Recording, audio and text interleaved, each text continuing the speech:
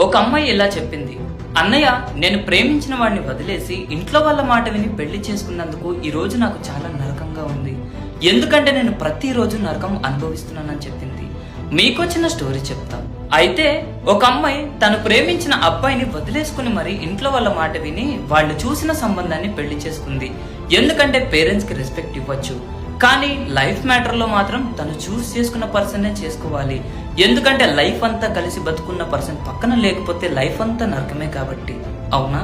అయితే ఈ అమ్మాయిని ప్రేమించిన అబ్బాయి ఈ అమ్మాయి కోసం బాగానే ప్రయత్నించాడు, కానీ క్యాస్ట్ ప్రాబ్లం తీసి వాళ్ళ ఇంట్లో వాళ్ళు ఆ అమ్మాయి దగ్గరికి కూడా ఆ అబ్బాయిని రానివ్వలేదు. మొత్తానికి ఈ అమ్మాయిని వేరే వారితో పెళ్లి చేసేశారు. పెళ్లి చేసిన 1 year తర్వాత ఆ అబ్బాయి పచ్చి తాగుబోతని తెలిసింది. అంతేకాకుండా ఈ అమ్మాయి కడుపు నొప్పులతో ఉన్నప్పుడు తన చెయ్యి పట్టుకుని నడిపించే దిక్కు కూడా ఆ అమ్మాయికి లేకుండా పోయింది. పాపం ఆ అమ్మాయి ఎన్నోసార్లు ఏడుస్తూ వాళ్ళ అమ్మ నాన్నకి చెప్పింది. వాళ్ళ అమ్మ నాన్న ఇప్పుడు బాధపడుతున్నారు, కానీ ఏం ఫాయిదా? వాళ్ళ అమ్మ నాన్న చేసిన తప్పుకి ఆ పిల్ల శిక్ష అనుభవించాల్సి వస్తుంది. అదేదో ప్రేమించిన అబ్బాయి కంటికి రెప్పలా కాపాడుకుంటాను, మీ అమ్మాయిని నాకు ఇవ్వండి అని చెప్పినప్పుడు ఆ అబ్బాయికి ఇవ్వడానికి ప్రాబ్లం ఏంటి? ఆ అబ్బాయికి అలా ఇచ్చి ఉంటే పాపం ఆ అమ్మాయి ఈ రోజు ఇలాంటి పరిస్థితుల్లో ఉండేదే కాదు. ఆ అమ్మాయి ఇప్పటికీ కూడా సఫర్ అవుతూనే ఉంది.